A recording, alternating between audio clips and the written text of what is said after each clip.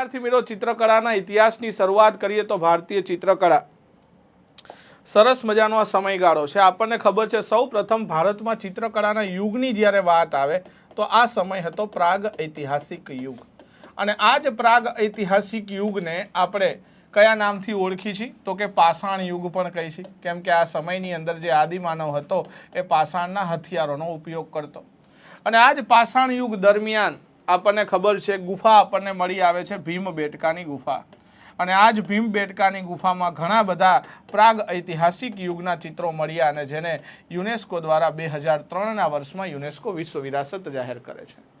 પણ આ ચિત્રકળાના ઉલ્લેખની ક્યારેક વાત આવે કે સૌથી પ્રથમ કયા પુસ્તકોમાં આની માહિતી આપણને મળી છે, ચિત્રકળાના તત્વો કયા છે, એના પ્રકારો કેટલા છે, આ બધી માહિતી આપણને વાત્સાયનના કામસૂત્રમાં પણ છે।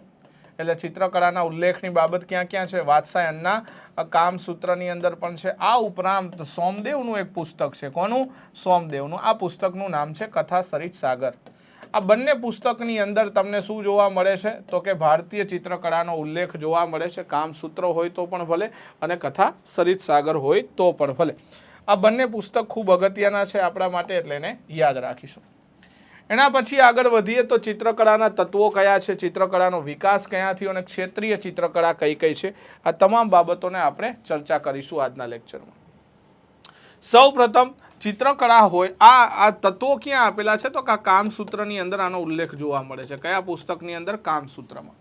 કોઈ પણ ચિત્રકળા હશે તો એમાં રૂપભેદ અને રેખા પ્રધાનતા હશે। તમને ખબર પડવી જોઈએ કે કયું પાત્ર સ્ત્રીનું છે અને કયું પાત્ર પુરુષનું છે। એના પછી પ્રમાણ બહુ જરૂરી બાબત શું છે ચિત્રકળાની અંદર? પ્રમાણનું પણ મહત્વ હોવું જોઈએ। રંગોનું પ્રમાણ અતિ વધારે હોય તો પણ ચિત્ર સારું નહીં લાગે। એના પછી ભાવ ઉપરથી આપણને ખબર પડવી જોઈએ ચિત્રની અંદર શું બાબત કહેવા માંગે છે। લાવણ્ય, સાદ્રશ્ય યોજના અને સમાનતા અને વર્ણ યોજના એટલે રંગ યોજના, આ ચિત્રકળાના તત્વો છે। પહેલા ચિત્રકળાના તત્વોની વાત કરીશું, એના પછી વિકાસને જોઈશું અને એના પછી અલગ અલગ જે ક્ષેત્રીય ચિત્રકળાઓ છે એનો આપણે આ લેક્ચરમાં અભ્યાસ કરીશું। સૌથી પહેલા સ્ટેપ બાય સ્ટેપ આપણે એક એક વસ્તુને ભણતા જઈએ તો ચિત્રકળાના તત્વોમાં પહેલું આવે રૂપભેદ। રૂપભેદ એટલે શું? કોઈ પણ કલાકારની કૃતિ જે છે એની આકૃતિ ઉપરથી આપણને ઓળખી જવી જોઈએ। શું? એને રૂપભેદ કહેવાય। જેટલી આકૃતિ સ્પષ્ટતા હોય, જેટલી આકૃતિમાં વધારે સ્પષ્ટતા દેખાય એટલી જ આકૃતિને સમજવાની અંદર વધારે આપણને સરળતા જોવા મળશે। બીજી બાબત કે શું છે કે વાસ્તવમાં રેખાઓ દ્વારા આપણે ચિત્રની અંદર રૂપભેદ અલગ અલગ કરતા હોય છે। રેખાઓ દ્વારા શું કરીએ આપણે? રૂપભેદને અલગ કરતા હોય। જેમ કે ચિત્રમાં કોઈ સ્ત્રી છે એ ફૂલોને ચૂંટીને લાવે છે તો એના ઉપરથી આપણને ખબર પડી જવી જોઈએ કાં તો આ રાજકુમારી હોવી જોઈએ કે કોઈ દાસી હોવી જોઈએ। હવે રાજકુમારી છે કે દાસી એ કઈ રીતે ખબર પડે કે તો એના પહેરવેશ ઉપરથી ખબર પડી જાય કે બહુ જાજરમાન પોશાકો પહેરેલા હોય તો એ રાજકુમારી હશે અને એના પોશાકની અંદર કોઈ સાધારણતા જોવા મળે તો એ દાસી હશે। તો બંને વસ્તુ આપણને સમજણ પડી જશે કે દાસી છે કે રાજકુમારી, પરંતુ એનો મતલબ ફૂલ ચૂંટીને લાવતી સ્ત્રી એ રાજકુમારી જ હોય એવું ના હોય, પણ આપણે એની ચિત્રની અંદર રહેલી રેખાઓ, એમાં પૂરેલા રંગો, એની અંદર દેખાયેલી જે વસ્તુઓ છે એના ઉપરથી આપણે અનુમાન લગાવી શકીએ કે આ ચિત્ર દાસીનું છે અથવા તો કોઈ રાજકુમારીનું છે। એના પછી પ્રમાણ એટલે શું કે દરેક જે ચિત્ર છે એનું માપ સાઈઝ હોય, લંબાઈ અને પહોળાઈ હોય। હવે આપણે જનરલી કોઈ ચિત્ર બનાવતા હોય તો એના શરીરની અંદર મસ્તક બનાવતા હોય, મોઢું બનાવતા હોય તેની આપણે થોડુંક ધ્યાન રાખવું પડે। પછી મોઢું આવડું હોય, માથું આવડું હોય તો એ ચિત્ર સારું લાગે નહીં। તો એટલા માટે દરેક વસ્તુનું એક પ્રમાણ નિશ્ચિત હોય છે અને આ જ પ્રમાણ દ્વારા ચિત્રની વિશેષતા આપણને દેખાય છે અને આપણને આ જ પ્રમાણ દ્વારા ખબર પડે છે કે આ ચિત્ર કોનું છે, દેવી દેવતાઓનું છે, મનુષ્યનું છે કે કોઈ સ્ત્રીનું છે। એટલે એક તો આપણને પ્રમાણ દ્વારા ચિત્રમાં ભેદ દેખાશે। બીજી વસ્તુ થઈ ગઈ આપણી ભેદ। પહેલી બાબત શું જોઈ? રેખા પ્રધાન અને આપણે સાથે રૂપભેદ। પહેલી બાબત શું જોઈ? રેખા પ્રધાન અને રૂપભેદ જોયું। બીજી બાબત જોયું આપણે પ્રમાણ। ત્રીજી બાબતની આપણે વાત કરીએ તો શું છે? ભાવ છે। ધારો કે કોઈ સ્ત્રી છે, એ સ્ત્રી પોતાની આંખો ઝુકાવીને ઊભી છે, આંખો ઝુકાવીને ઊભી હોય તો એનો મતલબ એમ થાય કે એનામાં થોડીક લજ્જતા દેખાય છે, શર્મ અનુભવે છે। આ એના ચિત્ર ઉપરથી આપણને ખબર પડે છે. તો મતલબ કે કોઈ ચિત્રની અંદર એના મસ્ત એના જે મોઢું છે મોઢાના હાવભાવ ઉપરથી આપણને શું એ ચિત્રની વિશેષતા ખબર પડે. જેમ કે મોનાલિસાનું પેઇન્ટિંગ છે તો એના ચિત્રમાં તમને ક્યારેક હસમુખો ચહેરો જોવા મળે, ક્યારેક ઉદાસ ચહેરો જોવા મળે. તો આપણે ચહેરાના ઉપરથી એના મનની અંદર શું થઈ રહ્યું છે એવો આપણે વિચાર પ્રગટ કરી શકીએ છીએ. તો ત્રીજી બાબત આવે ભાવ. ત્રીજી બાબત આવે શું? ભાવ. જેમ કે અમુક વસ્તુ એ ખુશીનું પ્રતીક દેખાડે, જેમ કે ફૂલોનું ખીલું, આ શું છે? ખુશીનું પ્રતીક છે. જેમ કે ફૂલોનું ખીલું. પલકો ઝુકાવીને બેઠેલી કોઈ સ્ત્રી જે લજ્જતા અથવા તો શર્મતા અનુભવે છે. તો આ ત્રીજી બાબત છે જેને ભાવ કહેવાય છે. એક આવે રૂપભેદ, એક આવ્યું પ્રમાણ અને ત્રીજી બાબત આવી ભાવ. ચોથી બાબતની આપણે વાત કરી લાવણ્ય યોજના.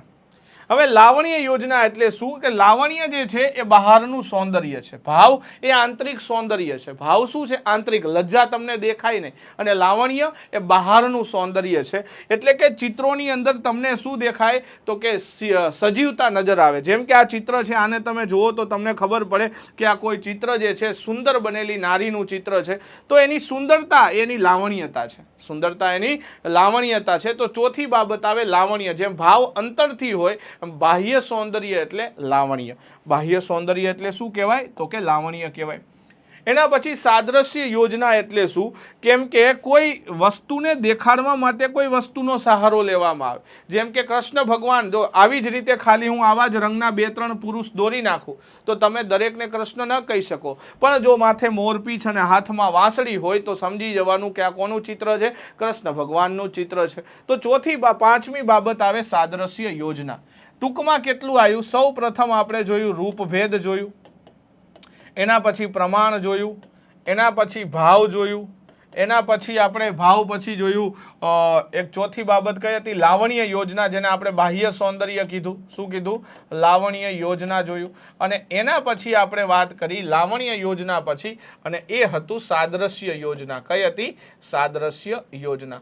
ટૂંકમાં કોઈ પણ ચિત્રકારીના 5 તત્વો છે: રૂપભેદ, પ્રમાણ, ભાવ, લાવણ્ય યોજના અને સાદ્રશ્ય યોજના. રૂપભેદ શું છે? પ્રમાણ શું છે? પ્રમાણ એટલે માપસાઈઝની વાત કરી. રૂપભેદ એટલે આપણને ખબર પડવું જોઈએ કે કોઈ ચિત્ર દાસીનું છે કે કોઈ રાજકુમારીનું છે. ભાવ એટલે કે આંતરિક સુંદરતા છે. લાવણ્ય યોજના એટલે બહારી સુંદરતા છે. અને સાદ્રશ્ય એટલે કોઈ વસ્તુ દ્વારા કોઈ વ્યક્તિને રિપ્રેઝન્ટ કરવામાં આવે તો એને સાદ્રશ્ય કહેવાય.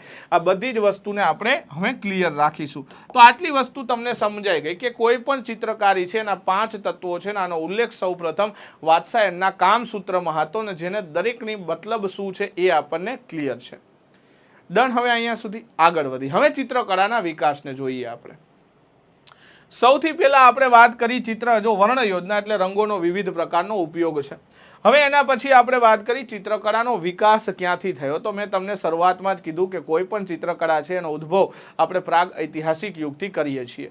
અને પ્રાગ ઐતિહાસિક યુગમાં આપણે સૌ પ્રથમ વાત કરી પૂરા પાષાણ યુગની, અને એની અંદર ભીમબેટકાની ગુફાઓ હોય, સાથે એમપીની અંદર આવેલી આદમગઢની ગુફાઓ હોય, એ સિવાય તમને મહારાષ્ટ્રમાં આવેલી નરસિંહગઢની ગુફાઓ હોય.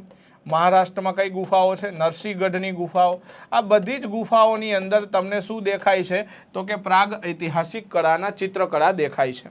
ભીમબેટકાની ગુફાઓ આપણે અગાઉ પણ યુનેસ્કો વિશ્વ વિરાસતમાં જોયું છે કે આ એક વિશ્વ વિરાસત સ્થળ છે. કઈ સાલમાં આને જાહેર કરવામાં આવ્યું? 2003ની અંદર. આપણને ખબર છે આ ગુફાની અંદર જે પેઇન્ટિંગ છે બધા કેવા છે? તો આદિમાનવના રોજિંદી જીવન ઘટનાઓને આધારિત છે. શેમાં છે? આદિમાનવની રોજિંદી જીવન ઘટનાઓ ઉપર આધારિત પેઇન્ટિંગ છે. કે એના જીવનની અંદર જે ઘટનાઓ એ નજરે જોતો એવા ચિત્રો અહીંયા બનાવેલા છે. ટોટલી પ્રાકૃતિક રંગોનો ઉપયોગ કરીને બનાવેલા છે. સૌથી વધારે ચિત્રો અહીંયા પશુઓના છે. એટલે ઘણા લોકો આ ગુફાઓને ઝૂ રોક શેલ્ટર્સ પણ કહેતા હતા. શું કહેતા હતા? ઝૂ રોક શેલ્ટર્સ તરીકે પણ આ ગુફાઓને આપણે ઓળખી છીએ. કયા નામથી ઓળખી છીએ? ઝૂ રોક શેલ્ટર્સ તરીકે. એ સિવાય આ ગુફાઓની બીજી વિશેષતા એ છે કે આ ગુફાઓ જે છે એમાં મેજોરિટી ચિત્રો જે છે એ દિવાલો એટલે કે ગુફાની દિવાલો ઉપર દોરેલા છે. અને ગુફાની દિવાલ ઉપર બનેલા જે ચિત્રો છે એને પેટ્રોગાઇલ્સ ટેકનિક કહેવાય છે. એને શું કહેવાય છે? પેટ્રોગાઇલ્સ. તો આપણને પ્રાગ ઐતિહાસિક યુગના ચિત્રો ક્યાંથી મળ્યા? તો ભીમબેટકા હોય, આદમગઢની ગુફાઓ હોય કે નરસિંહગઢની ગુફાઓ હોય, આ બધી જ જગ્યાએથી આપણને પ્રાગ ઐતિહાસિક યુગના ચિત્રો મળી આવ્યા છે. એના પછી આપણે વાત કરીએ તો જે ચિત્રકારો હતા એ ચિત્રકારોને ખાસ સ્ત્રી અને પુરુષનું પણ ખ્યાલ હતો કે સ્ત્રીનું ચિત્ર કેવું હોવું જોઈએ, પુરુષનું ચિત્ર પણ કેવું હોવું જોઈએ. શિકાર જ જીવનનું મુખ્ય સાધન છે એટલે શિકારી જીવનના ચિત્રો અહીંયા વધારે આપણને જોવા મળે છે. અને અહીંયા મોટા ભાગે ચિત્રો શેના હતા? પશુઓ કે પ્રાણીઓના ચિત્ર છે. એટલા માટે મેં કીધું ને આને ઝૂ રોક શેલ્ટર્સ તરીકે આપણે ઓળખતા હોઈએ છીએ. એના પછી વાત કરીએ તો આ ગુફાઓની અંદર તમને કોઈ પણ પ્રકારની કૃત્રિમતા કે અલંકરણ નથી જોવા મળતું. એટલે મેં કીધું ને આ બધા લાઈવ પેઇન્ટિંગ છે, જેવા નજરે જોયા છે એવા ચિત્રો બનાવેલા છે, કુદરતી ચિત્રો છે. અને આમાં કોઈ પણ જાતનું અલંકરણ કે સુશોભન કે સૌંદર્યતા નથી. જેમ કે આમાં કોઈ ઘરેણા પહેરેલા વ્યક્તિઓને નથી દેખાડેલા. એટલે કે સાદગી આ ચિત્રની મુખ્ય વિશેષતા રહી છે. શું રહી છે? સાદગી આ ચિત્રની મુખ્ય વિશેષતા છે. એ સિવાય વાત કરી કે આ ચિત્રોની બીજી બાબત શું છે તો પાષાણ કાળના એ વખતની જે રીત રિવાજો હતા, પાષાણ કાળની અંદર જે માનવનું જીવન હતું એને લગતા જ આ ચિત્રો છે. આજે ગુજરાતમાંથી પણ એ સમયના ચિત્રો ઘણી જગ્યાએથી આપણને મળી આવ્યા છે. જેમ કે ભાવનગરનું ચમારડી હોય કે પછી એ સિવાય તરસંગની ગુફા હોય, અહીંયા આવા ચિત્રો મળી આવ્યા છે. મતલબ કે આ ચિત્રનો મુખ્ય હેતુ એવો હતો પ્રાગ ઐતિહાસિક યુગના. અત્યારે આ ચિત્રો તમે ગુજરાતની અંદર જુઓ તો આ ચિત્રો વારલી ચિત્રકળાને મળતા આવે છે. શેના જેવા છે? વારલી ચિત્રકળાને મળતા આ ચિત્રો છે. તો વારલી ચિત્રકળાને મળી આવતા એવા ચિત્ર એટલે કે પ્રાગ ઐતિહાસિક યુગના ચિત્ર કે જ્યાંથી આ ચિત્રકળાનો ઇતિહાસ શરૂ થાય છે.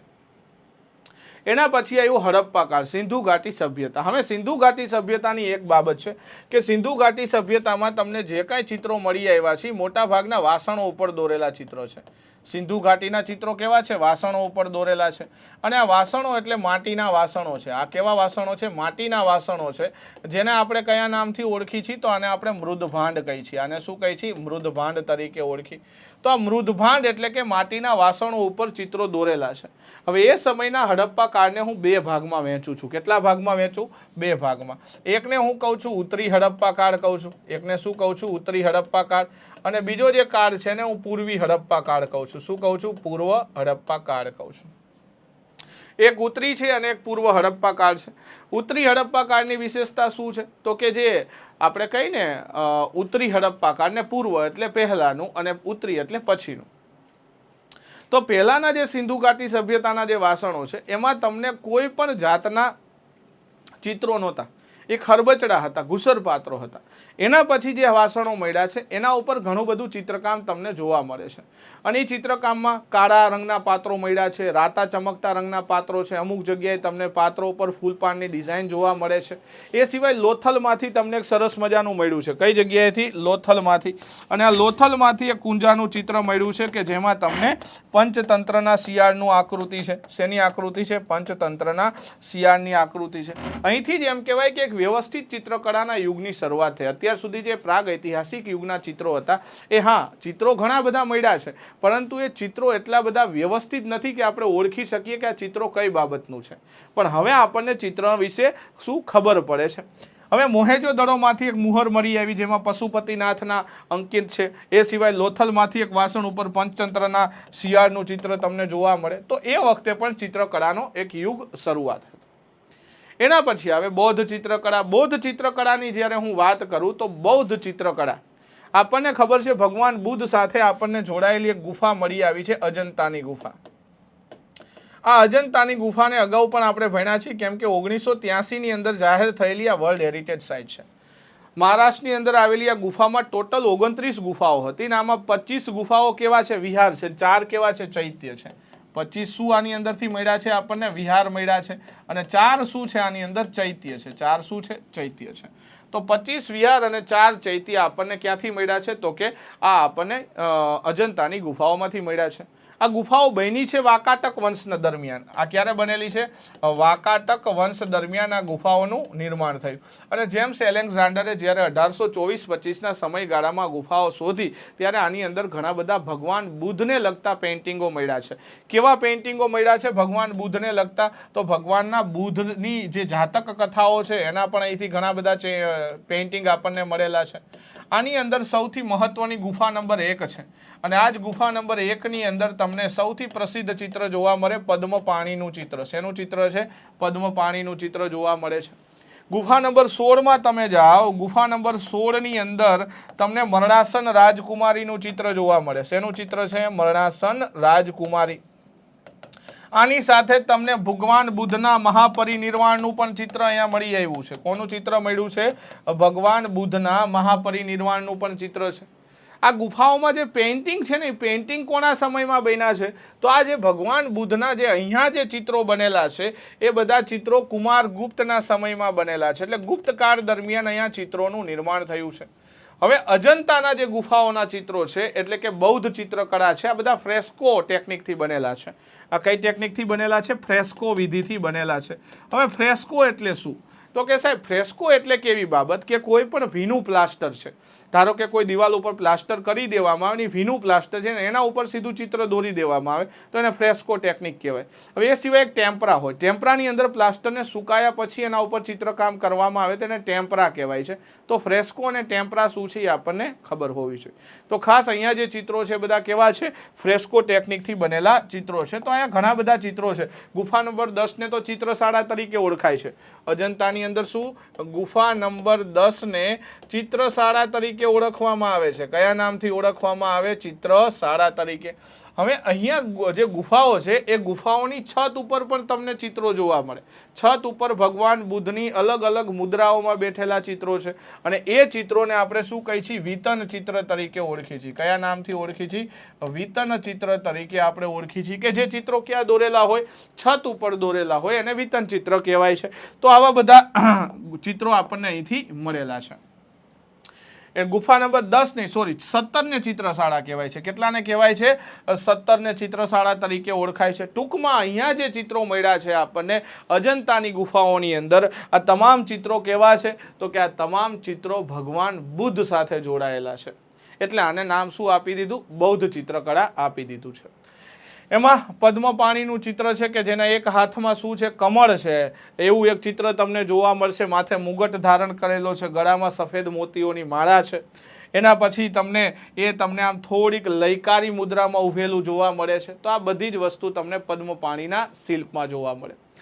એના પછી આ બધા ચિત્રો કેવા છે? તો કે 3D છે, એટલે કે ત્રિપરિમાણીય ચિત્ર છે. અજંતાની ગુફામાં મળી આવેલા ચિત્ર કેવા છે? ત્રિપરિમાણીય ચિત્ર છે. અને ખાસ તમને અહીંયા અજંતાની ગુફામાં બુદ્ધ દ્વારા માર વિજય જે છે, અસુર વિજયનો જે ઉલ્લેખ છે એનો પણ તમને જોવા મળશે ચિત્ર.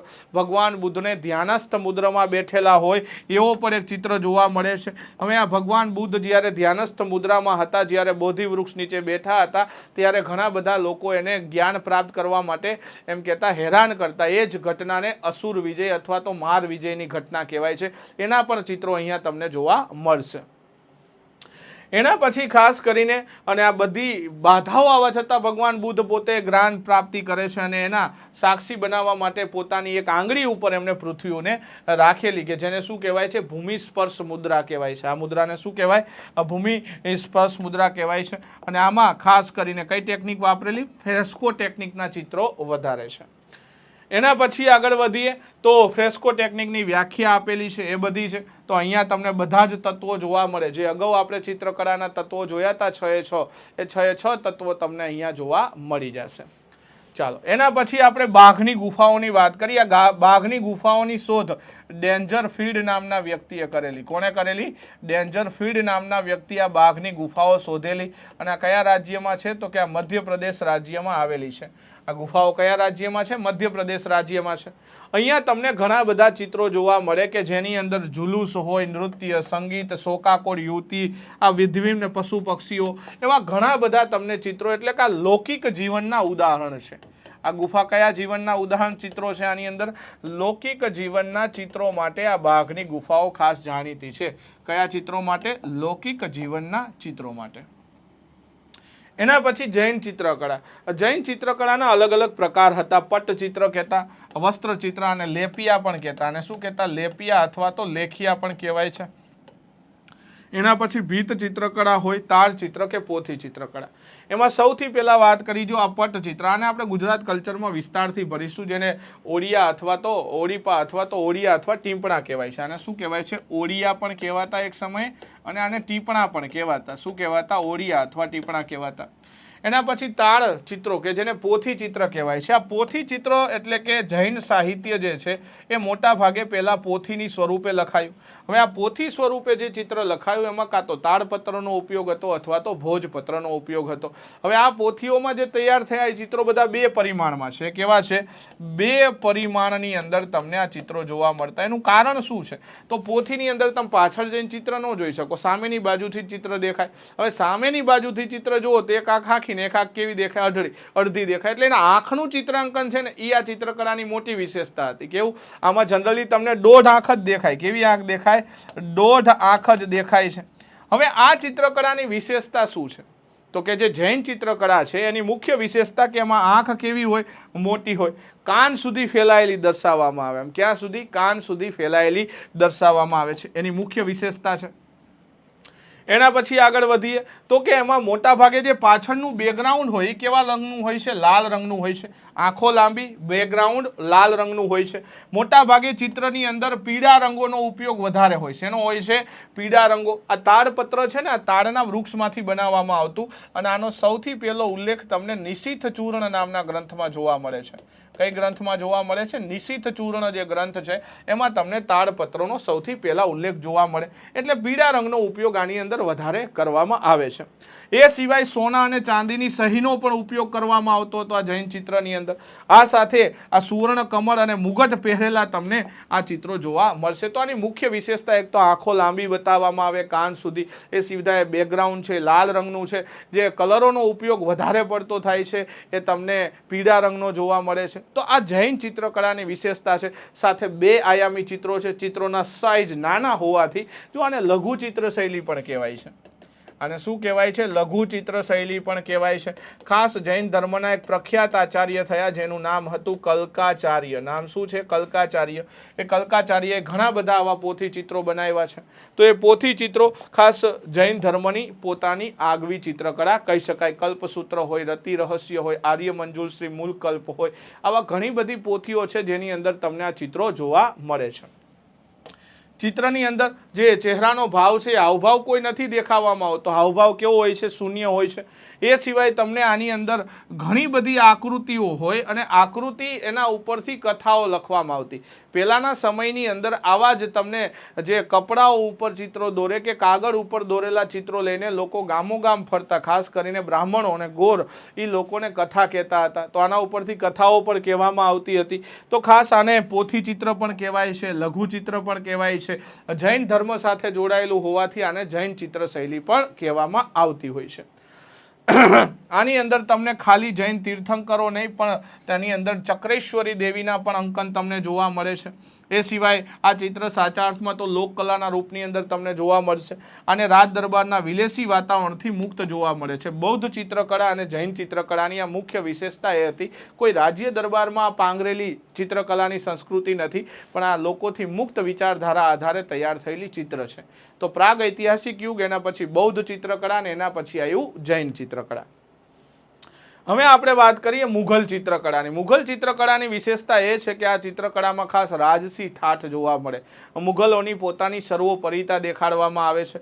આમાં આગળ બેઠેલા વ્યક્તિને નાના અને પાછળ બેઠેલા વ્યક્તિઓને મોટા દર્શાવવાનો રિવાજ છે. તો આમાં સ્ત્રીઓની હાઇટ પુરુષો કરતાં નાની દેખાડવામાં રિવાજ છે. મોઢા કેવા હોય? લાંબા હોય છે. આવી કંઈક વિશેષતા તમને મુઘલ ચિત્રકળાની જોવા મળશે. તો મુઘલ ચિત્રકળાની વાત કરી તો ખાસ કરીને એમાં તમને ઈરાની તત્વ જોવા મળે. અને આ ઈરાની તત્વમાં રાજ દરબારના વૈભવતા જોવા મળે. મેં તમને કીધું ને એક મુઘલ શાહી ઠાઠ જોવા મળે આ ચિત્રની અંદર. રાજપૂત કલાની અંદર પ્રકૃતિ, જે રાજપૂત શૈલીના ચિત્રો છે એમાં પ્રકૃતિની મહત્વ છે. એટલે ઈરાની અને રાજપૂત આ બંને ભેગું થાય એટલે રાજસી ઠાઠ સાથે પ્રકૃતિના પણ ચિત્ર જોવા મળે. આમાં યુરોપીય કલાની બાબત કઈ છે? જેમ કે પોર્ટ્રેટ ચિત્રો એટલે કે વ્યક્તિગત ચિત્ર. તમે ઘણી બધી એમની પોતાની આત્મકથાઓ છે કે જેની અંદર વ્યક્તિગત ચિત્રો એના મુખપૃષ્ઠ ઉપર જોવા મળે. તો એક વ્યક્તિ વિશેષનું છબી, મરિયમ અને ઈસાનું ચિત્ર જોવા મળે. પાંખવાળા દેવદૂતનું અંકિત જોવા મળે. એ સિવાય આ બધા ચિત્રો 3D જોવા મળે. અને આની અંદર તમને મોરક્કો શૈલી એટલે અલંકૃત હાંસિયાનો ઉપયોગ જોવા મળે. શેનો? મોરક્કા શૈલી એટલે શું કહેવાય? અલંકૃત હાંસિયાનો ઉપયોગ તમને જોવા મળશે. તો મુઘલ ચિત્રશૈલા એ બે ચિત્રશૈલીનું મિશ્રણ છે. એક તો યુરોપીય તત્વો પણ ઈરાની તત્વો પણ છે અને સાથે આની અંદર તમને કયા તો કે રાજપૂત કલાના અંશ પણ જોવા મળે. રાજપૂત કલાના અંશ તરીકે તમને શું જોવા મળે આની અંદર તો કે ખાસ કરીને એક વસ્તુ પ્રકૃતિનું ચિત્ર, અને ઈરાનીની અંદર દરબારી ઠાઠ જોવા મળે, અને યુરોપિયન તત્વની અંદર તમને વ્યક્તિગત મરિયમ ઈસાનું ચિત્ર હોય કે પંખાવાળા દેવદૂતના ચિત્રો હોય. આ ચિત્રો 3D છે અને સાથે મોરક્કો શૈલીથી પ્રભાવિત છે, એટલે કે અલંકૃત હાસ્યનો ઉપયોગ કરીને આ ચિત્રો બનેલા છે. એના પછી વાત કરી વિશેષતા શું છે, તો આ ત્રણેય શૈલીઓ તમને જોવા મળે. ઘણા બધા તમને પટચિત્ર એટલે કે પુસ્તકના ઉપર પણ ચિત્રો જોવા મળે. એ સિવાય ભીત ચિત્રો પણ તમને જોવા મળશે. ખાસ કરીને હુમાયુના કાળથી આની શરૂઆત થઈ. ક્યાંથી? હુમાયુ જ્યારે ગુજરાતને ભારતમાં પોતે રાજા તરીકે આવે છે ત્યારથી આ મુઘલ શૈલીના ચિત્રો બનવાની શરૂઆત થાય છે. અને એ જ સમયગાળા દરમિયાન એક વ્યક્તિ હતા ખ્વાજા અબ્દુલ સમદ. આ ખ્વાજા અબ્દુલ સમદે ચોખાના દાણા ઉપર એક પોલોની રમત એટલે કે ચોગાનનું ચિત્ર બનાવ્યું હતું. કોને? ખ્વાજા સમદ દ્વારા શું બનાવવામાં આવે છે? ચોખાના દાણાના અંદર ચોખાના દાણાના ઉપયોગથી શું બનાવ્યું હતું તો કે ચોગાન એટલે કે પોલોની રમતનું ચિત્ર એ પોતે બનાવે છે.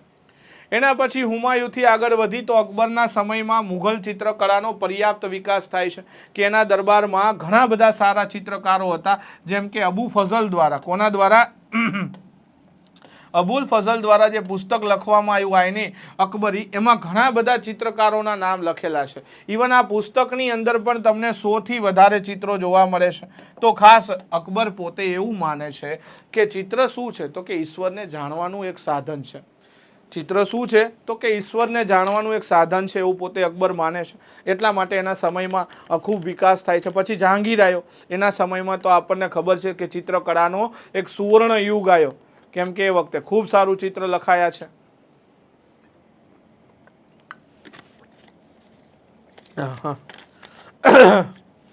થોડોક અવાજ હવે જવું છે વિદ્યાર્થી મિત્રો, પણ વાંધો નહીં, કેમ કે બહુ બધું રેકોર્ડિંગ અત્યારે ચાલી રહ્યું છે એટલા માટે થઈને થોડુંક વર્કલોડ ગજબ હાલે છે.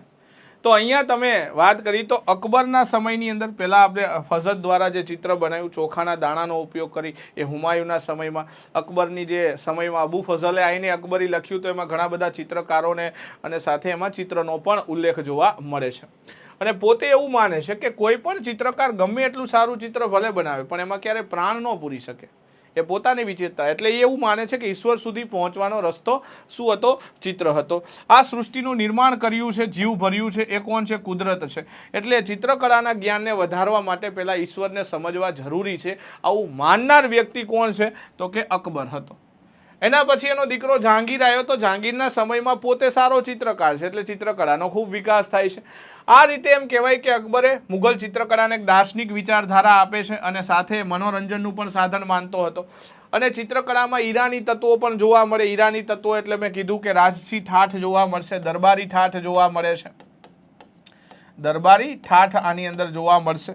ઈરાની કલા અંતર્ગત હેરાત કલા પણ આની અંદર આવી જાય છે. હેરાત અફઘાનિસ્તાનમાં આવેલું એક પ્રમુખ સ્થળ છે અને એ ચિત્રકળા સાથે જોડાયેલું છે, એટલે આને હેરાતી કલા પણ કહેવાતું. હવે એક વસ્તુ હતી કે અફઘાનિસ્તાનમાંથી જ આપણે અકા રિઝાને કોણ બોલાવે છે? જહાંગીર. જહાંગીર અકા રિઝાને પોતે ક્યાં બોલાવે છે? આગ્રા બોલાવે છે. અને એ જ અકા રિઝાને આગ્રા બોલાવી પોતે એક ચિત્રશાળાનું નિર્માણ કરે છે. શું કરે છે? એક ચિત્રશાળાનું નિર્માણ કર્યું. કોણે? તો યાદ રાખજો, આ નિર્માણ કર્યું હતું જહાંગીરના સમયની અંદર.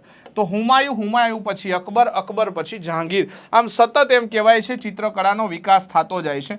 અને ઈરાનના મુજબ પ્રસિદ્ધ ચિત્રકાર બિઝાદનું કાર્યસ્થળ છે. આ હેરાત શું છે તો કે બિઝાદનું કાર્યસ્થળ હતું કે જે એક પ્રખર જાણીતા ચિત્રકાર હતા. એના પછી વાત કરી તો ઈરાની વિશેષતા મેં તમને કીધી કે દરબારી ઠાઠ જોવા મળે. આની અંદર બાદશાહીની રુચિઓનું અંકન કરાવવામાં આવે છે. અકબરના કાળની અંદર બનેલા ચિત્રોની અંદર રોજબરોજ ઉપયોગમાં લેવાતા ભારતીય વસ્ત્રો, પ્રાકૃતિક ચિત્રણ તથા તમને દરબારોના ચિત્રો જોવા મળે છે.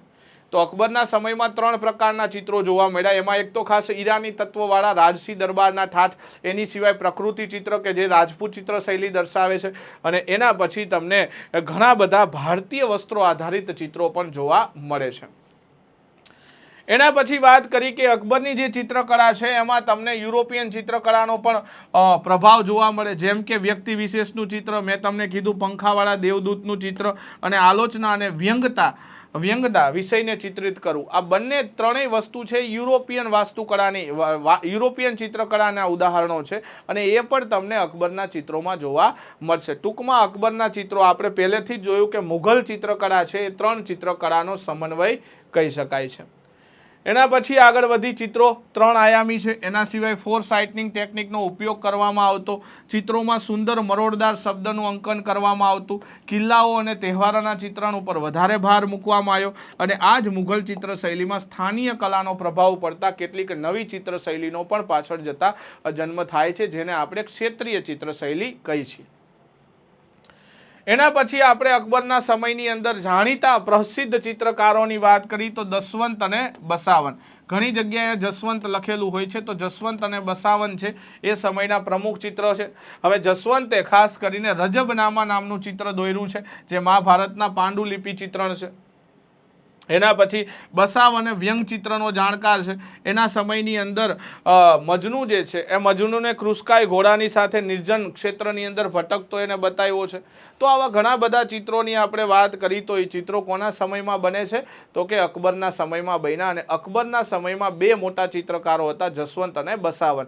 અને જસવંતના સમયમાં જે ચિત્રો બન્યા છે એમાં મેં તમને કીધું એક જાણીતું ચિત્ર રજબનામા નામનું છે, અને બીજું બસાવનના સમયની અંદર જે ચિત્રો બન્યા એમાં મજનુને કોઈ નિર્જન વિસ્તારની અંદર ઘોડા સાથે ભટકતો બતાવવામાં આવ્યો છે. તો એ સમયના મોટા ચિત્રકારો, અને એના મુઘલ ચિત્રકારોમાં અકબરના જે ચિત્રો છે એમાં તમને શું વિશેષતા જોવા મળે છે, તો કે એ સમયના ચિત્રોની અંદર તમને ઈરાની પ્રભાવ, યુરોપિયન પ્રભાવ જોવા મળશે. સાથે આ ચિત્રોની અંદર ઈરાની, યુરોપિયન પ્રભાવ સાથે તમને રાજપૂત શૈલીની પણ ઝળક જોવા મળી ગઈ. આ ચિત્રો કેવા છે? 3D ચિત્રો છે, ત્રણ આયામી ચિત્રો આ દોરવામાં આવેલા છે. એના પછી આપણે જહાંગીર પોતે ચિત્રકળાનો સારો એવો સમજદાર હતો, એટલા માટે જ આ સમયને આપણે ચિત્રકળાનો સુવર્ણ યુગ કહી છીએ. અને આને શું કહી છીએ આપણે? ચિત્રકળાનો સુવર્ણ યુગ તરીકે આને ઓળખવામાં આવે છે. અને આ ચિત્રકળાના સુવર્ણ યુગ દરમિયાન જહાંગીરના દરબારમાં ખાસ અકારીજા જે છે એને આગ્રામાં એક ચિત્રશાળા બનાવે છે, અને ચિત્રોને પોતે જ જાણજો, એટલે આ સમયની અંદર યથાર્થવાદી ચિત્રોનો દોર શરૂ થયો. જ્યારે અકબરની વિચારધારા શું હતી કે ઈશ્વરને પામવા માટેનું સાધન ચિત્ર છે, એટલે કે દાર્શનિક વિચારધારા જોડાય છે. જ્યારે જહાંગીરના સમયની અંદર એક વાસ્તવલક્ષી અને યથાર્થવાદી ચિત્રોની શરૂઆત થઈ. એ સમયે મોટાભાગે કલા, તહેવારો અને રાજ દરબારી ઠાઠને રજૂ કરતા ચિત્રો વધારે દોરાયા. હવે કયા ચિત્રો વધારે દોરાય છે, તો એની અંદર શિકાર, યુદ્ધ અને રાજ દરબારના ચિત્રો વધારે દોરાયા. જહાંગીરના દરબારમાં શું થાય છે? રાજ દરબારના ચિત્રો વધારે દોરાય છે. એને જે અકબરકાલીન ચિત્ર શૈલી હતી એને જ રિપીટ કરી, એટલે કે એમાં રાજપૂત તત્વ પણ હશે, ઈરાની તત્વ પણ હશે, અને યુરોપિયન તત્વ પણ હશે. અને અહીંયા તમને ખાસ ચિત્ર શેની અસરવાળું જોવા મળ્યું? મોરક્કા શૈલી, એટલે કે અલંકૃત હાસ્યના ઉપયોગની શરૂઆત જહાંગીરના સમયની અંદર ચિત્રકળામાં થાય છે. એના પછી એ સમયના પ્રમુખ ચિત્રકાર મંસૂર, મોસ્ટ આઈએમપી મંસૂર કોના દરબારમાં છે? જહાંગીરના દરબારમાં છે. આ પશુ પક્ષીઓનો ખૂબ મોટો જાણકાર ચિત્રકાર છે. એના પછી આપણે વાત કરીએ લાલ ફૂલ શીર્ષક ચિત્ર, આ કોને બનાવ્યું છે? મંસૂર દ્વારા બનાવવામાં આવેલ છે. અબુ હસન એ સિંહાસન ઉપર બેઠેલા જહાંગીરનું ચિત્ર બનાવ્યું, અને જહાંગીરનામા જે છે તુઝુકે જાંગરી એના આત્મકથા, એના મુખપૃષ્ઠ ઉપર જે ચિત્ર બનેલું છે કોને બનાવ્યું હતું? અબુલ હસને બનાવ્યું છે. અને સાથે લાલ ફૂલ જે ચિત્ર છે કોને બનાવ્યું હતું? તો કે મંસૂર દ્વારા બનાવ્યું. આ ઉપરાંત મંસૂરનું એક મોરનું ચિત્ર પણ જાણીતું છે. તો આવા ઘણા ચિત્રો એ વખતે જહાંગીરના કાર્યકાળ દરમિયાન બને છે. તો મંસૂર અને અબુ હસન કોના દરબારમાં છે? જહાંગીરના દરબારના મોટા બે જાણીતા ચિત્રકારો કહી શકાય. એ પછી આપણે બિશનદાસને જહાંગીરે ઈરાની દરબારમાં ચિત્રકારી શીખવા માટે મોકલ્યો હતો. દૌલત ખાસ કરીને છબી ચિત્રો માટે જાણીતો હતો. દૌલત કોણ હતો? છબી ચિત્ર માટે ખાસ જાણીતો વ્યક્તિ છે. જહાંગીરના ચિત્રની અંદર પ્રાકૃતિક વધારે દેખાય છે, એટલે કે આની અંદર રાજપૂત શૈલીની અસર વધારે દેખાય છે. છબી ચિત્રો ઉપર ભાર આપવામાં આવે છે. સુશોભિત કિનારી, એટલે કે હાંસિયો, જેને આપણે મોરક્કો શૈલી કહે છે, એનો ઉપયોગ છે. લઘુ ચિત્ર ઉપર વધારે ભાર મૂકવાનો, આગળના ચિત્રો નાના હોય, પાછળના વ્યક્તિઓ મોટા હોય. એ સિવાય અકારીઝા દ્વારા ચિત્રશાળા બને છે આગ્રાની અંદર. યથાર્થવાદી ચિત્રો ઉપર ભાર મૂકે છે. યુરોપિયન શૈલીના અંદર આપણને 3D ચિત્રો સાથે પંખાવાળા દ્વારા દેવદૂત અને મરિયમનું ચિત્રણ આપણને જોવા મળી જશે. તો આ જહાંગીરના સમયના ચિત્રકારની વિશેષતા રહી છે. હવે આપણે છેલ્લા વાત કરી ક્ષેત્રીય ચિત્રકળા. એમાં આપણને ખબર છે અલગ અલગ વિસ્તારમાં અલગ અલગ ચિત્ર શૈલીઓ આપણને ભારતની અંદર જોવા મળે છે. એમાં ક્ષેત્રીય ચિત્ર શૈલીની વાત કરું તો દખણી ચિત્રકળા. દખણી એટલે દક્ષિણ ભારતમાં જે ચિત્ર શૈલીનું ડેવલપમેન્ટ થયું એને દખણી ચિત્રકળા કહેવાય છે. એટલે દક્ષિણ ભારતની ચિત્રકળા છે. આ ક્યાંની છે? દક્ષિણ ભારતની ચિત્રકળા, જેને દખણી ચિત્રકળા કહેવાય છે. આપણને ખબર છે કર્ણાટકનો રાજા જે હતો બીજાપુરનો નવાબ, જેનું નામ હતું આદિલ શાહ, એના સમયમાં સૌથી વધારે ચિત્રકળાનો વિકાસ થયો, કેમ કે તે પોતે એક સારો ચિત્રકાર છે. હવે તમને પૂછાય કે દક્ષિણ ભારતનો કયો શાસક પોતે જાણીતો ચિત્રકાર છે, તો એ ચિત્રકારનું નામ છે આદિલ શાહ. એના સમયમાં રાગમાલા ચિત્રકળાનો વિકાસ થાય છે. તો રાગમાલા કોના સમયમાં ડેવલપ થઈ? તો કે આદિલ શાહના સમયની અંદર.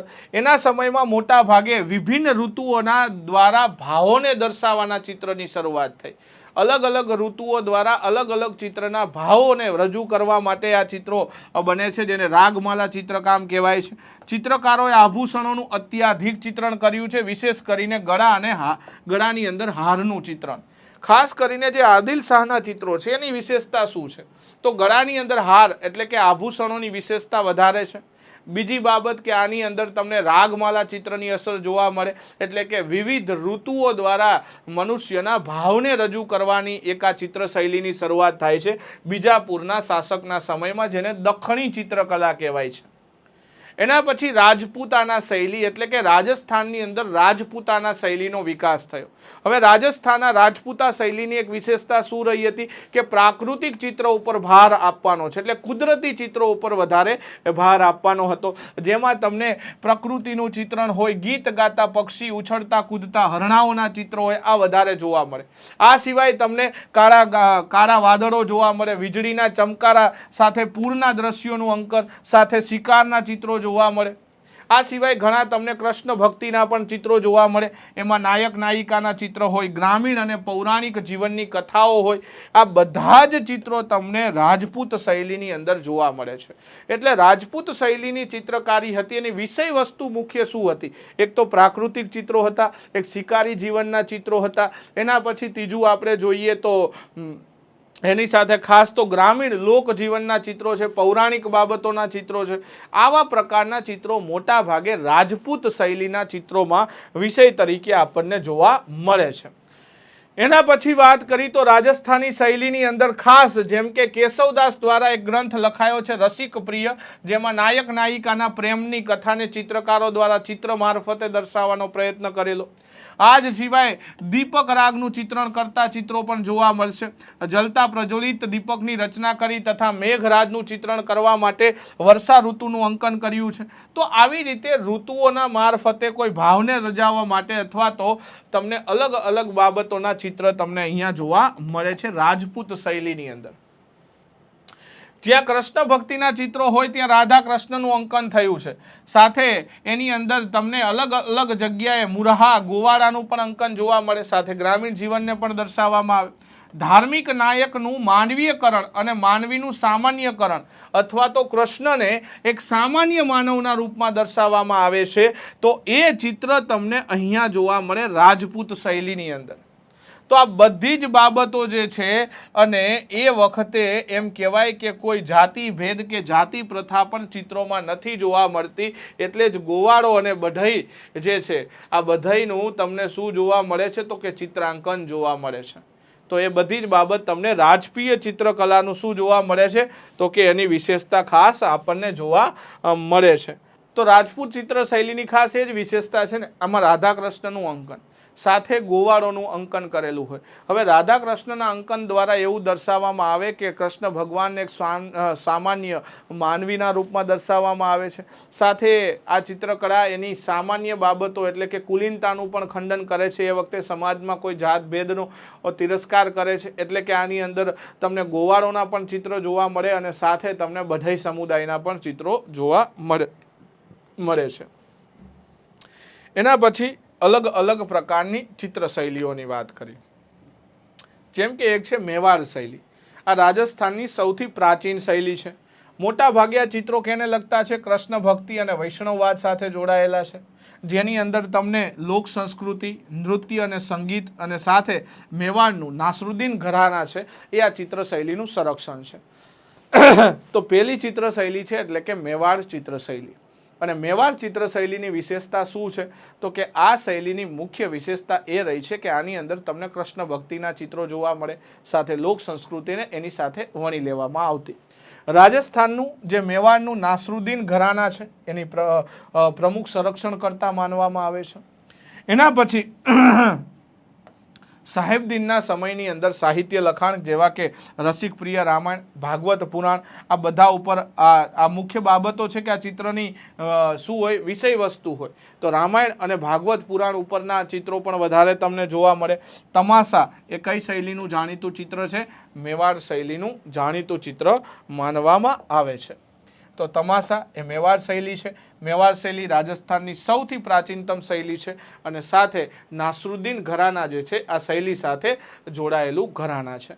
બીજું કિશનગઢ શૈલી. કિશનગઢ શૈલી યાદ રાખજો, શેના સાથે જોડાયેલી જગ્યા છે? કિશનગઢ ચિત્રકામ સાથે જોડાયેલી જગ્યા છે. અહીંયા પણ તમને રાધા કૃષ્ણ અને કૃષ્ણની વિવિધ લીલાઓનું નિરૂપણ જોવા મળશે. ખાસ કરીને અહીંયા સામંતસિંહ જે રાજા હતા એ આ ચિત્ર શૈલીના સંરક્ષણ કરતા રાજા છે. એ સિવાય આના દરબારની અંદર નિહાલચંદ્ર પ્રસિદ્ધ ચિત્રકાર હતા કે જેનું એક પ્રસિદ્ધ ચિત્ર છે બનીઠની, અને આ શૈલીની અંદર મોતીઓ અને હીરાના આભૂષણોનું ચિત્રણ વિશેષતઃ કરવામાં આવતું હતું. તો કિશનગઢ શૈલી જે છે એની પણ વિશેષતા એ છે કૃષ્ણ ભક્તિના ચિત્રો છે. જે સામંતસિંહ રાજા છે એ આ ચિત્રની સંરક્ષણ કરતા છે અને રાજ્યાશ્રય આપે છે. અને પ્રખ્યાત ચિત્ર બનીઠની કોને બનાવ્યું છે? નિહાલચંદ નામના એક ચિત્રકારે બનાવ્યું છે અને આ સૌથી જાણીતું ચિત્ર છે. અને કિશનગઢ શૈલીના જે ચિત્રો છે એની વિશેષતા શું રહી છે? તો કે ગળાની અંદર મોતીઓ, મોતીઓના હાર અને આભૂષણોનું અંકન. એના પછી આગળ વધીએ તો બુંદી શૈલી અને કોટા શૈલી, આ બંને રાજસ્થાન સાથે જોડાયેલી ચિત્ર શૈલીઓ છે. બુંદી શૈલીની અંદર શું હોય? તો કે જે સ્ત્રીઓ છે ને લાંબી, દુબળી અને પતલી દેખાડવામાં આવે અને સાથે એમનું આ નાક જે છે એ અણીદાર દેખાડવામાં આવતું. તો એ બુંદી શૈલીની વિશેષતા છે. કોટા શૈલીના ચિત્રો હોય એની વિશેષતા શું રહી છે? તો કોટા શૈલીની અંદર તમને મોટા ભાગે શિકારના દ્રશ્ય બતાવવામાં આવે અને ઉમેદસિંહ રાજા જે હતા એ ઉમેદસિંહ આ ચિત્રકારીને સંરક્ષણ આપનાર ચિત્રકાર રાજા છે પોતે. અને આની અંદર હાથીની લડાઈનું બહુ જાણીતું ચિત્ર તમને જોવા મળે છે. તો બુંદી શૈલીમાં શું હોય કે સ્ત્રીઓ છે એને ઠીંગણી, દુબળી, પતલી અને નાક અણીદાર દેખાડું. કોટા શૈલી છે એમાં ઉમેદસિંહ આ ચિત્ર શૈલીને સંરક્ષણ આપે છે કે જેની અંદર મોટા ભાગે પશુઓના ચિત્ર વધારે દોરવામાં આવે, શિકારના ચિત્ર વધારે દોરવામાં આવે છે. તો એમાં એક ચિત્ર છે હાથીની લડાઈનું ચિત્ર છે. એના પછી આપણે પહાડી ચિત્રકળાની વાત કરી. જે મુઘલ ચિત્રકળા છે, મુઘલ ચિત્રકળા સાથે કઈ ચિત્રકળા? તો રાજપૂત ચિત્રકળાનું મિશ્રણ થયું ને એક નવી ચિત્રકળા શરૂ થઈ જેને પહાડી ચિત્રકળા કહેવાય છે. એટલે કે મુઘલ વત્તા રાજપૂતાના ચિત્ર શૈલી ઇઝ ઇક્વલ ટુ પહાડી ચિત્ર શૈલી. પંજાબની અંદર ખાસ કરીને આપણને જે પહાડી વિસ્તાર છે એટલે કે જે હિમાચલ પ્રદેશને આ વિસ્તારની અંદર તમને જે ચિત્ર શૈલીઓ જોવા મળે ને પહાડી ચિત્ર શૈલી કહેવાય છે.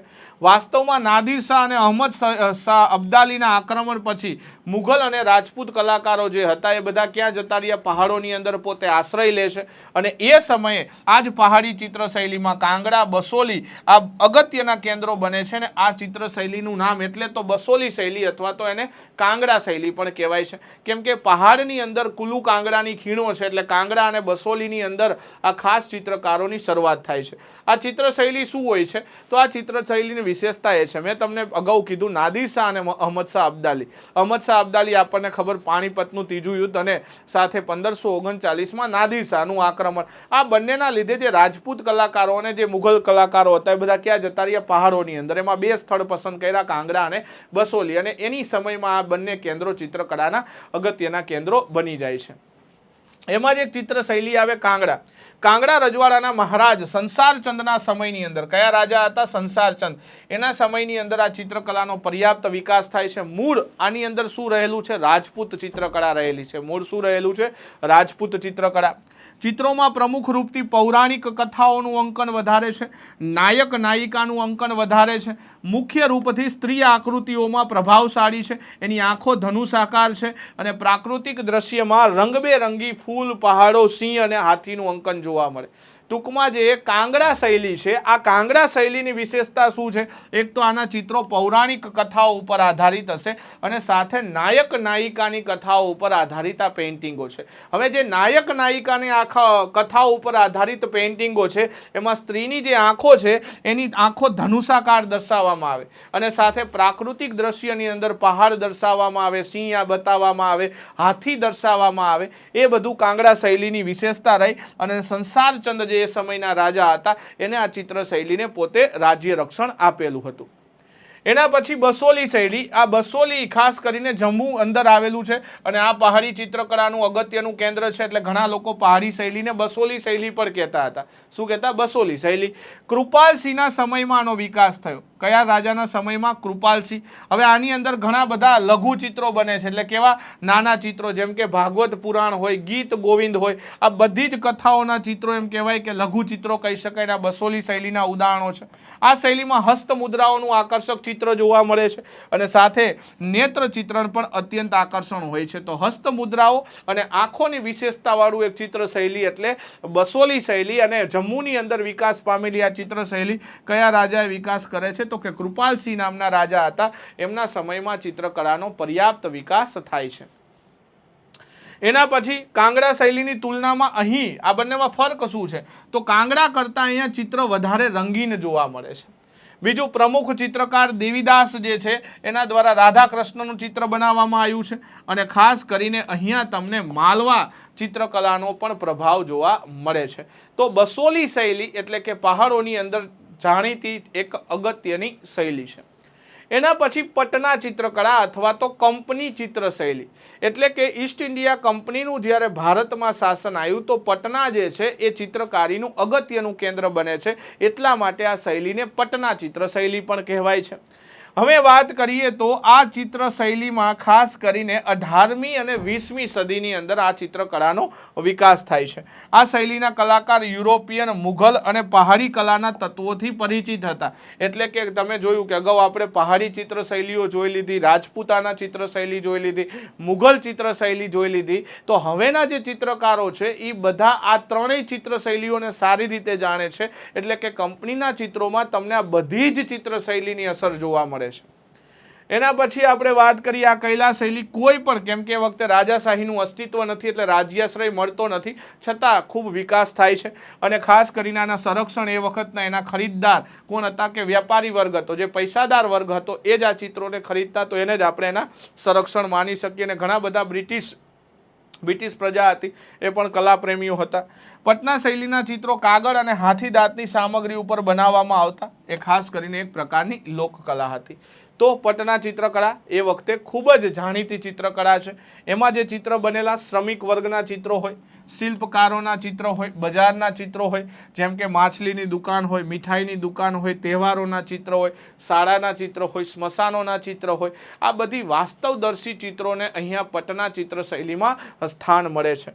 ખાસ કરીને એની અંદર પક્ષીઓનું અંકન અત્યંત ઉલ્લેખનીય હોય છે, કેમ કે એ વખતે સાયન્સ ડેવલપ થઈ ગયું હતું. દરેક વ્યક્તિ છે અલગ અલગ પક્ષીઓના અલગ અલગ અંગો વિશે જાણકાર હતો, એટલે દરેક અંગને અલગ વિશેષતાથી રજૂ કરવામાં આવતા. તો એ ઘણો બધો એના લીધે પણ આમાં વિકાસ તમને દેખાય છે. અહીંયા મેં કીધું એમ ઘણું બધું સ્પષ્ટ ચિત્રણ તમને જોવા મળે છે.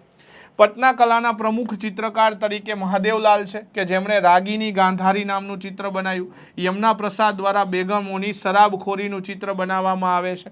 તો એ બહુ જાણીતા ચિત્રકારો છે કે જે પટના ચિત્રકલા અથવા તો કંપની ચિત્ર શૈલીના જાણકારો કહેવાય. આ જ સમયમાં તમે વિચારો, અવનીન્દ્રનાથ ટાગોર આવ્યા હતા. કોણ આવ્યા હતા? અવનીન્દ્રનાથ ટાગોર, કે જેમને ભારત માતાનું ચિત્ર બનાવ્યું. કયું? ભારત માતાનું ચિત્ર.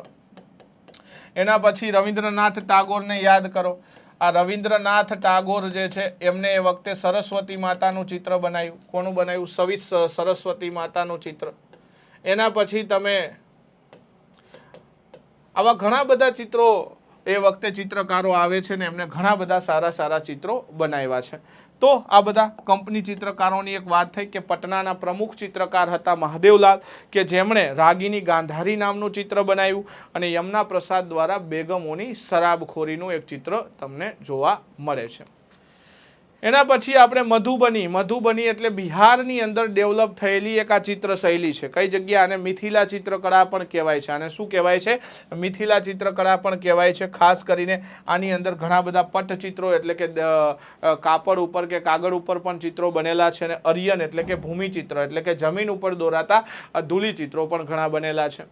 સૌથી વાત કરીએ તો બિહારની લોક સંસ્કૃતિને પ્રદર્શિત કરે છે. મિથિલાચલ ક્ષેત્રની અંદર દરભંગા, સહરસા આ બધા એના લોક કેન્દ્રો રહ્યા છે કે જ્યાં આ ચિત્રકળાનો સારો એવો વિકાસ થાય છે. આની અંદર તમને ખાસ લોકજીવનની કથાઓ ઉપરના આધારિત ચિત્રો જોવા મળે છે. આના 3 અલગ અલગ રૂપ છે આ ચિત્રકળાના. જેમ કે ઘરની દિવાલો ઉપર ધાર્મિક ચિત્રો દોરવામાં આવતા. બીજું રાધા કૃષ્ણના ચિત્ર હોય, શિવ પાર્વતીના હોય કે લક્ષ્મી વિષ્ણુના ચિત્રો હોય. એ પછી ઘરની બહારની દિવાલો સિવાય અંદરના રૂમની અંદર તમને દિવાલો અને ખૂણાઓ અંકિત કરવામાં આવે છે. એના પછી પશુ પક્ષીનું ચિત્ર પણ કરવામાં આવે છે. એનો મતલબ એમ કે સિંહ શક્તિ, હાથી, ઘોડા, ઐશ્વર્યનું પ્રતીક, સૂર્ય, ચંદ્ર, દીર્ઘાયુનું પ્રતીક છે. તો મતલબ કે પ્રતીક ચિત્રો દોરવામાં આવતા. જેમ કે સિંહ શક્તિનું પ્રતીક છે, હાથી, ઘોડા ઐશ્વર્યનું પ્રતીક છે. મતલબ એના આધારે અંદરના ભાગમાં પણ એવા ચિત્રો કામ થતા, બહારના ભાગમાં પણ ઘણા બધા ધાર્મિક ચિત્રો કામ દોરવામાં આવે છે. મતલબ કે બિહારની અંદર પ્રાંગરેલી આ એક લોક સંસ્કૃતિ આધારિત ચિત્ર શૈલી હતી કે જેને આપણે એમાં અલગ અલગ ચિત્રો જોયા. ભીત ચિત્રો વાત કરી તો એ ભીત ચિત્રો હતા જે મધુબની શૈલીના હતા, જેમાં બહારની બાજુ તમને દેવી દેવતાઓના ચિત્ર જોવા મળે, અંદરની સાઈડ તમને આવા અલગ અલગ હાથી ઘોડાના ચિત્રો તમને જોવા મળે છે. હવે અરિયન ચિત્ર એટલે ધૂલી ચિત્ર એટલે કે જમીન ઉપર દોરાતા ચિત્રો છે કે ખાસ કરીને ઘરના આંગણાનું જે પ્રવેશ દ્વાર છે ત્યાં તમને ચિત્ર દોરવામાં આવે. અને આની અંદર તમને પીસેલા ચોખા એટલે કે એનો ઉપયોગ કરી અને જે રંગ તૈયાર થતો એને ગેરુ કહેતા. એને શું કહેતા? ગેરુ. આ ગેરુનો ઉપયોગ વધારે થતો. એ સિવાય પશુ પક્ષી, દેવી દેવતા, પેડ પૌધાનો પણ ઉપયોગ ખૂબ થાય છે. તો આ બધી જ વસ્તુનો ઉપયોગ કરીને અરિયન ચિત્રો બને છે. કયા ચિત્રો બન્યા? અરિયન ચિત્ર એટલે કે જેને મેં તમને કીધું ધૂલી ચિત્ર. પટચિત્ર એટલે શું? તો પટ એટલે આપણને કીધું કે કોઈ કાપડના ટુકડા ઉપર કે અથવા તો કોઈ અન્ય વસ્તુ ઉપર દોરવામાં આવતું ચિત્ર. આની અંદર ખાસ કરીને કોઈ વ્યક્તિના શારીરિક સૌંદર્યમાં ધ્યાન આપવાની બદલે તેના શારીરિક ભેદને અંકન કરવામાં આવે છે. જેમ કે અહીંયા તમને એના આકૃતિમાં ન ખબર પડે પણ એના કલર અને એના જે અલગ અલગ વસ્તુઓ છે એનાથી આ ચિત્ર અલગ તરી આવે. આ આપણને ખબર પડે કે કૃષ્ણ ભગવાનનું છે ને આ રાધાજીનું છે. અહીંયા મોરપંચ દેખાડેલો છે, અહીંયા માથે માખણની માટલી છે. એટલે તમને ખબર પડે કૃષ્ણ રાધા કે કૃષ્ણ ગોપીનું આ ચિત્ર છે. ખાસ કરીને આંગળિયાના માધ્યમથી આ ચિત્ર તૈયાર થાય અથવા તો વાંસની તુલિકાની મદદથી આવા પટચિત્રો બનાવવામાં આવતા હતા. તો મધુબની ચિત્ર શૈલી 3 પ્રકારે હોય છે. મંજૂસા પણ બિહારની લોકચિત્ર શૈલી છે. એ મોટા ભાગે નાગ ઉપર આધારિત ચિત્ર છે. એક પ્રચલિત લોકકથા છે બિહારની અંદર બિહુલા અને બિસહરી, એના ઉપર પણ આધારિત આ ભાગલપુરની લોકચિત્રકળા છે. આની અંદર ખાસ કરીને સ્ત્રી પુરુષના મુખનો માત્ર ડાબો ભાગ જ દર્શાવવામાં આવે છે. અહીંયા તમે ચિત્ર જુઓ તો આનો ડાબો ભાગ દર્શાવેલો છે, આનોય ડાબો ભાગ જ દર્શાવેલો છે. તો આ જે ચિત્ર છે આને મંજૂસા શૈલીનું ચિત્ર કહેવાય. ઘણા લોકો આને અંગિકા કલા તરીકે પણ ઓળખે છે. કયા નામથી ઓળખે છે? અંગિકા કલા. આની અંદર મોટા ભાગે શણ અને કાગળ ઉપર ચિત્રો દોરવામાં આવતા. તો એક બીજું ચિત્ર થઈ ગયું મંજૂસા કલા, કે આ પણ બિહારની એક કલા છે. મિથિલા પણ બિહારની એક કલા હતી. એના પછી તાંજોર શૈલી. તાંજોર એટલે દક્ષિણ ભારતની અંદર વિકસિત થયેલી આ શૈલી છે. જેમ કે 17મી અને 19મી સદી દરમિયાન તાંજોરની અંદર ચિત્રકળાનો વિકાસ થયો. હવે તાંજોર એટલે કે બૃહદેશ્વર મંદિર માટે જાણીતું છે, પણ આ ચિત્રો એ ચોલ શાસન દરમિયાનના નથી. આ જે ચિત્રો છે મરાઠા કાળ દરમિયાન દોરાયેલા ચિત્રો છે, કેમ કે મરાઠાઓ આ મંદિરનો ઉપયોગ સૈન્ય રાખવા માટે કરતા હતા. એટલે અહીંયા ઘણા બધા મરાઠા કાલીન ચિત્રો તમને જોવા મળે છે. આ ચિત્ર મોટા ભાગે એક લાકડા ઉપર બનાવવામાં આવતું અને એક ચિત્ર વસ્ત્ર અને આવતું હતું અને તેના ઉપર એક વસ્ત્ર ચોંટાડવામાં આવતું અને જેને ગાદા કહેવાય છે, તેલુગુમાં એને શું કહેવાય છે? ગાદા કહેવાય છે. એક લાકડું હોય, લાકડા ઉપર એક વસ્ત્ર ચોંટાડે જેને ગાદા કહેવાય ને એના ઉપર આ ચિત્રો બનેલા છે.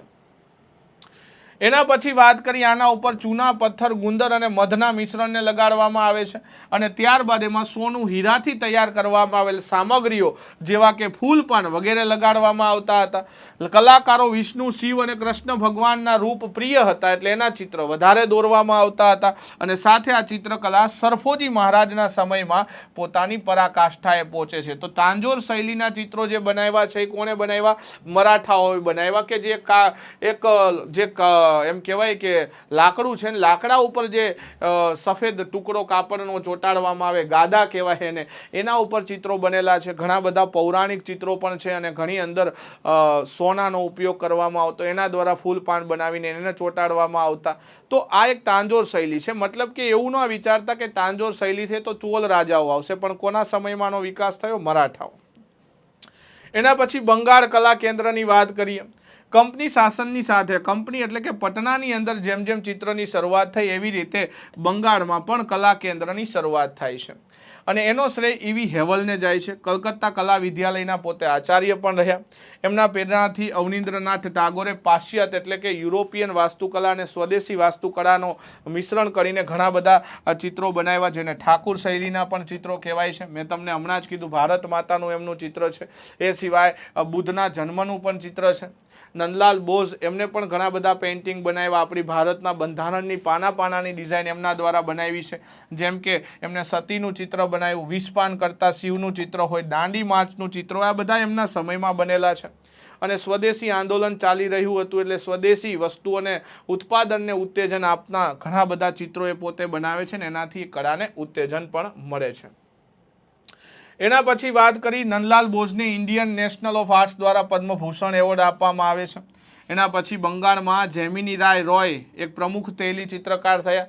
એ સિવાય દેવી પ્રસાદ રાય ચૌધરી આ પણ એક સારા એવા ચિત્રકાર થયા. એ સિવાય અમૃતા શેરગિલ એ પણ એક તૈલી ચિત્રકાર થયા કે જેમને પંજાબી કૃષક મહિલાના પરિવેશનું ચિત્રણ કર્યું છે અને નારી નામનું પ્રસિદ્ધ ચિત્ર બનાવનાર વ્યક્તિ પણ કોણ હતા? અમૃતા શેરગિલ હતા. એ સિવાય લક્ષ્મણ પૈ કે જેમને શરદ નામનું એક ચિત્ર બનાવ્યું. આ બધા બંગાળ કલા કેન્દ્રો એટલે કે આધુનિક ચિત્રકળાના ઉદાહરણો છે જેમાં લક્ષ્મણ પૈ શરદ ચિત્ર, એના પછી તમને અમૃતા શેરગિલનું નારીનું ચિત્ર હોય, જેમિની રોય હોય, દેવી પ્રસાદ રોય ચૌધરી હોય, આ બધા એક જાણીતા ચિત્રકારો થઈ ગયા બંગાળની અંદર. તો આ બધા અગત્યના ચિત્રકારો છે. એના સિવાય રાજા રવિ વર્મા ત્રાવણકોરના રાજા કે જેમને ગુજરાતમાં પણ સયાજીરાવ ગાયકવાડે બોલાવ્યા અને ઘણા બધા તૈલી ચિત્રો એમને બનાવ્યા. એ સિવાય એમના ગુરુ મદુરાઈના અલાગરી નાયડુ એમની પાસેથી પણ એમને ચિત્રકલાના તત્વો શીખાના. જ રાજા રવિ વર્મા કે જેમને એક લિથોપ્રેસ બનાવેલો અને એ જ લિથોપ્રેસ દ્વારા એમ કહેવાય છે દેવી દેવતાની પ્રતિમાઓ છાપવામાં આવતી મુંબઈની અંદર ને ઘરે ઘરે આ દેવી દેવતાઓની પ્રતિમા પહોંચાડવાનું કોઈ શ્રેય જતું હોય તો આ વ્યક્તિના નામે જાય છે. એના પછી ક્યુબિસ્ટ ચિત્રકળાનું નામ લઉં તો આ વ્યક્તિ સાથે જોડાયેલું એક નામ મને આવે MF હુસેન નામ. એ પોતે ક્યુબિસ્ટ ચિત્રકળાનું એક ખ્યાતનામ નામ છે. આધુનિક ચિત્રકળાનું જ આ સ્વરૂપ છે. આજે તમે અમદાવાદમાં જાઓ છો તો બીવી દોશી એક પ્રસિદ્ધ આર્કિટેક્ચર હતા અને એ જ બીવી દોશી સાથે મળીને એમને હુસેન દોશીની ગુફાઓનું નિર્માણ કરાયું અને એ ચિત્રકારી અને સ્થાપત્ય કળાનો નમૂનો છે. તો MF હુસેન જે છે ખાસ કરીને મોટા ચિત્રકાર છે. એમાં કોઈ પણ વસ્તુ છે ને પહેલાં તોડવામાં આવે, એનું વિશ્લેષણ કરવામાં આવે અને ફરી એનો ઉપયોગ કરી અને એના જ રંગ દ્વારા અને રંગનો ઉપયોગ કરી આવા પેઇન્ટિંગ બનાવવામાં આવતા હતા. તમે બેકગ્રાઉન્ડની અંદર જે ચિત્ર જોઈ રહ્યા છો એ ક્યુબિસ્ટ ચિત્રનું ઉદાહરણ છે. એમનું એક ફેમસ ચિત્ર કહી શકાય પર્સિનિફિકેશન ઓફ રોમાન્સ. આ કોનું ચિત્ર છે? તો કે ક્યુબિસ્ટ ચિત્ર છે અને MF હુસેનનું છે. આનું જોડાણ અમૂળ છે. ઘોડાઓના થીમ ઉપર આધારિત બનાવવામાં આવેલું આ એક ચિત્ર છે. તો આ પણ એક આધુનિક ચિત્રકળાનું ઉદાહરણ કહી શકાય. પટ્ટચિત્ર શૈલીની વાત કરી તો આ શૈલી ઓડિશાની અંદર ડેવલપ થાય છે. કઈ જગ્યાએ? ઓડિશાની અંદર. કપડાઓ ઉપર દોરવામાં આવતું ચિત્ર છે જેની અંદર પ્રાકૃતિક રંગો હોય, કોલસાની મેસ હોય, હિંગુલા અને રામ રાજા દ્વારા ઘણા બધા આવા ચિત્રો દોરવામાં આવે છે. તો કાપડાઓ ઉપર મેસ અને ખાસ કરીને કોલસાની મેસ, પ્રાકૃતિક રંગો અને હિંગુલા દ્વારા પ્રાકૃતિક રંગો અને કોલસાની મેસ દ્વારા આ ચિત્રો બનાવવામાં આવતા ખાસ કરીને, અને હિંગુલા અને રાજા રામ દ્વારા આ ચિત્રકળાનો વિકાસ થાય છે. કોલસા ખાસ કરીને પેન્સિલના ઉપયોગ વગર બ્રશના માધ્યમથી આની ફ્રેમ લાલ કે પીળા રંગની બનાવવામાં આવતી હતી. આ પ્રકારના જે ચિત્રો છે અને પટ્ટચિત્ર શૈલી કહેવાય છે. મોટા ભાગે ભગવાન જગન્નાથ ઉપર આધારિત આ ચિત્રો તમને જોવા મળે. ઓડિશાની આ લોકચિત્ર શૈલી છે. એ સિવાય ચિત્ર બની ગયા ઉપર એના ઉપર વાર્નિશ કરવામાં આવે કે જેથી આ ચિત્ર તમને ઝગમગતું દેખાય. મેં કીધું એમ ઓડિશામાં બનેલી ચિત્ર શૈલી છે તો ઓબ્વિયસ છે કે ભગવાન જગન્નાથ અને વૈષ્ણવવાદ ઉપર આધારિત આ ચિત્રો હતા. ક્યારેક ક્યારેક શક્તિ અને શિવ ભગવાન ઉપર પણ આ ચિત્રો બનાવવામાં આવે છે જેને પટ્ટચિત્ર કહેવામાં આવે છે. એના પછી પટુઆ. પટુઆ એ બંગાળના ચિત્ર શૈલી છે. પટુઆ ક્યાંનું છે? બંગાળની લોકચિત્ર શૈલી છે જેમાં ધાર્મિક કથાઓ, કપડા એના આધારે એનું અંકન કરવામાં આવે છે. દેવી દેવતાઓની સ્તુતિનું પણ ચિત્રણ કરવામાં આવે છે. તો પટુઆ ક્યાંનું છે? બંગાળની ચિત્ર શૈલી છે. એના પછી કેટલાક એવા ચિત્ર શૈલી છે કે જેને જીઆઈ ટેગ મળેલો છે, જેમ કે મધુબની પેઇન્ટિંગ બિહાર, એને જીઆઈ ટેગ મળેલો છે. મૈસૂર પેઇન્ટિંગ કર્ણાટક, એને પણ જીઆઈ ટેગ આપેલો છે. નિર્મલ પેઇન્ટિંગ તેલંગાણા, એને પણ જીઆઈ ટેગ. ચેરિયાલ ક્યાંનું છે? તો કે એ પણ તેલંગાણાનું છે. વારલી આપણા મહારાષ્ટ્ર અને ગુજરાતમાં છે. તંજાવુર આ તમિલનાડુની અંદર જોવા મળે. તો આ બધી જ ચિત્રકળાઓ છે કે જેને જીઆઈ ટેગ આપવામાં આવેલો. તો આ બધી જ વસ્તુને આપણે જોઈ કે જે ચિત્રકારી સાથે ભારતમાં જોડાયેલી છે. ખાસ પીએસઆઈના વિદ્યાર્થીઓ માટે હંમેશા ગુજરાતના કલ્ચરને વધારે ફોકસ કરવાનું છે. આટલું તો કરવાનું છે. ઇન્ડિયન કલ્ચરમાં આ હું કરાવું એટલું કરવાનું. આના સિવાય તમારે જો કાંઈ કરવું હોય તો જીસીઆરટીની અંદર જે ચેપ્ટરો આપેલા છે ધોરણ 10 સુધી, કેમ કે 11માં 12માં કલ્ચર આવતું નથી, તો ધોરણ 10 સુધી જીસીઆરટીમાં જે કલ્ચરના ટોપિક હોય ઇન્ડિયન કલ્ચરના, એને એકવાર રિવાઇઝ કરી લેવા. બાકી આટલું તો બહુ ઇનફ થઈ જશે.